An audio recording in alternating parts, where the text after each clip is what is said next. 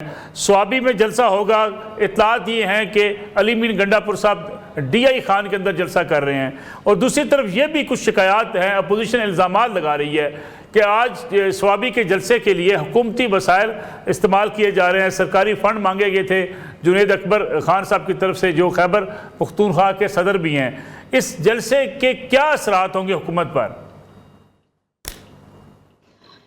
بسم اللہ الرحمن الرحیم۔ سب سے پہلے آپ کے چینل کے وساطت سے میں پورے پاکستان کے 24 کروڑ عوام کو سے میں گزارش کرتی ہوں کہ کل کا جو احتجاجی پروگرام ایک جلسے کی شکل اختیار کرے گا، اس کے لیے سارے پاکستانیوں کو نکلنا چاہیے، کیونکہ کل جو 8 فروری کو جو کچھ پاکستان کے 24 کروڑ عوام کے ساتھ ہوا، ان کے مینڈیٹ کو چھرایا گیا اور معاشی بدحالی کا دور شروع ہوا، اسٹیل ابھی تک جاری ہے۔ تو پاکستان یہ اب پی ٹی آئی کی بات نہیں، اب 24 کروڑ عوام کی بات ہے، سب کو نکلنا ہے۔ خان صاحب نے کال دی ہے۔ جہاں تک علی امین گنڈا پور کی بات ہے، ایسی کوئی بات نہیں ہے۔ پاکستان تحریک انصاف بہت بڑی پارٹی ہے، ہم سب فیملی کی طرح ہے، سب فیملی ممبر ہے، اور پہلے آپ لوگوں کے چینل میں ہی یہی ہمارے جو بھائی ہیں جو بیٹھے ہوئے ہیں، جو ہمارے جو حکومتی بینچ میں جو بھائی ہیں، یہی آ کے کہتے تھے کہ علی امین صوبے کا سی ایم ہے اور وہ صوبے کی جو وہ ہے وسائل کو استعمال کرتے ہیں۔ اس بات کو مد نظر رکھتے ہوئے میرا لیڈر عمران خان نے سی ایم کے پی کے کو الگ کیا ہے اور جنید اکبر کو پریزیڈنٹ بنایا ہے۔ اب بھی یہی بس باتیں کرتے ہیں کہ سی ایم جو ہے، سی ایم اور جنید اکبر کے درمیان لڑائی جاری ہے، وہ مطلب ایسی کوئی بات نہیں ہے۔ پہلے جب سی ایم 2 دفعہ چیف ایگزیکٹو صوبے کے تھے، جب وہ ادھر آتے تھے یہی شکایتیں آتے تھے کہ صوبے کے مسائل لے کے یہ اسلام آباد پہ چڑھائی کرتے ہیں۔ ابھی تو آپ کو پتہ ہے جنید اکبر جو ہے ایک پرانا پی ٹی آئی کا ایک نظریاتی ورکر ہے، اس نے ایون ایم پی ایز اور ایم این اے سب کو کہا ہے کوئی فنڈ ہم سرکاری یا کوئی اپنی، ایون انہوں نے M P A M N A کو بھی کہا ہے آپ لوگ بھی کوئی وسائل استعمال نہیں کریں گے۔ ہمارے جو ہے یو سی لیول وی سی لیول پہ ہمارے ورکرز کو اس نے کہا ہے آپ لوگ اپنی مدد آپ کے تحت آپ لوگ لائیں گے۔ تو اس بات کو بھی مجھے نہیں خیال ہے کہ اس بات کو اس طرح ایشو بنائے۔ لیکن علی امین گنڈا پور صاحب سوابی کے جلسے سے خطاب کریں گے؟ ابھی تک ایسی کوئی بات نہیں، انشاءاللہ تعالی وہ آئیں گے، ایسی کوئی بات ہے ہی نہیں ہمارے پارٹی میں۔ تو وہ صوبے کے نظام کو چلا رہا ہے، وہ صوبے کا چیف ایگزیکٹو ہے، وہاں پر لا اینڈ آرڈر کی صورتحال سب کو پتہ ہے، معاشی ترقی پہ بھی توجہ دینا ہے کیونکہ ہم اپنے کارکردگی دکھانے آئندہ الیکشن کے لیے۔ تو انشاءاللہ تعالی مجھے یقین ہے سی ایم بھی ہوں گے، سارے لیڈرشپ ہوں گے، اور یہ خان نے کال دی ہے، خان کے کال پر پاکستان کے 24 کروڑ عوام بھی ہوں گے انشاءاللہ۔ ٹھیک ہے۔ اسلم غوری صاحب، آپ کی جماعت بھی خاص طور پہ الیکشن کے اوپر اعتراضات اٹھاتی ہے، وہ سمجھتی ہے کہ الیکشن جو ہے وہ اس میں رگنگ کی گئی، شکایات آپ کی بھی بے شمار ہیں، لیکن خیبر پختونخوا میں آپ کی شکایات کس سے ہیں؟ کیونکہ وہاں اگر آپ کا مینڈیٹ اگر آپ چوری کی بات کرتے ہیں تو آپ کی نشستوں سے تو پاکستان تحریک انصاف جیتی رہی ہے، تحریک انصاف سے بھی گلہ شکوہ ہے آپ کو اس بات پہ؟ بہت شکریہ ملک صاحب۔ ہمیں تو گلہ ان سے ہے جنہوں نے یہ الیکشن کروایا، ہمیں گلہ ان سے نہیں یہ جیتے ہیں، ہمیں گلہ ان سے ہے جنہوں نے یہ الیکشن کروایا، جنہوں نے یہ ریگنگ کروائی، جنہوں نے الیکشن کو مینیج کیا،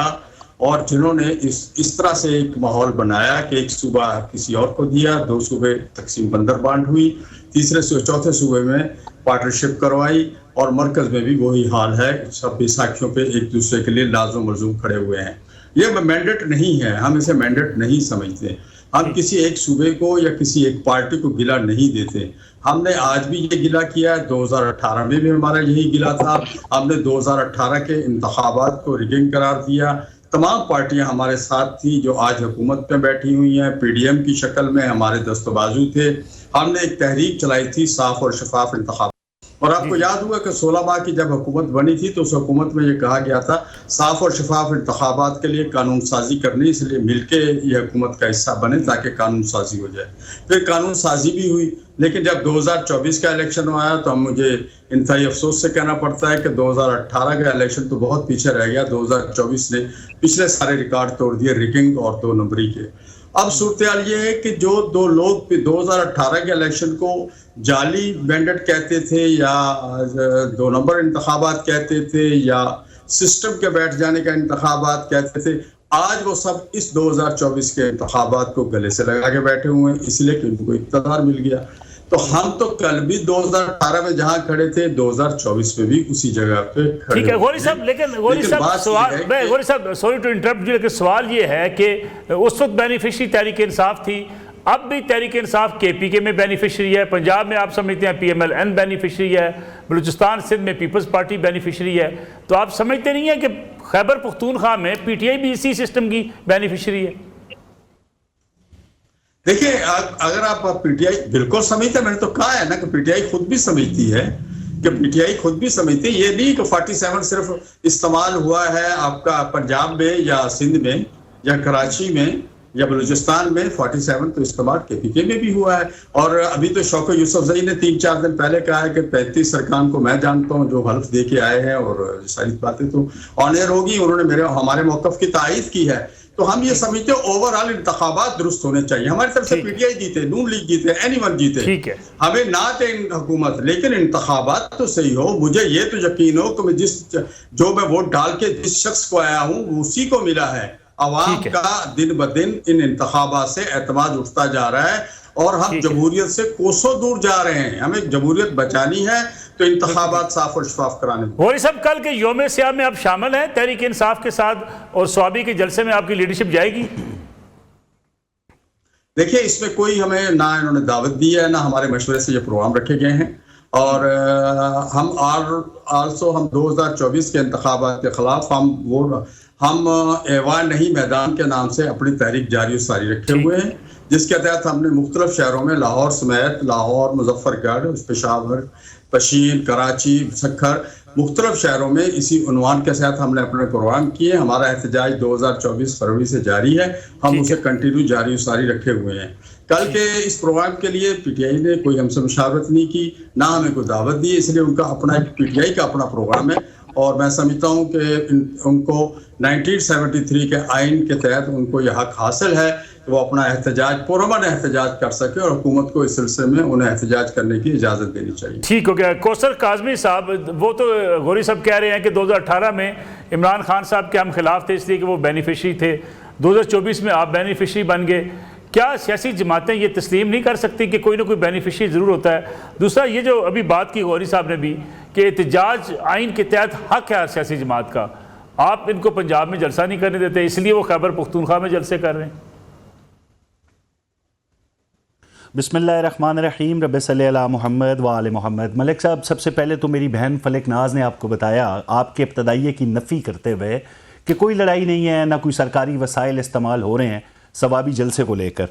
8 کروڑ کی اطلاعات ہیں جی، اور کیمرے کی آنکھ نے دیکھا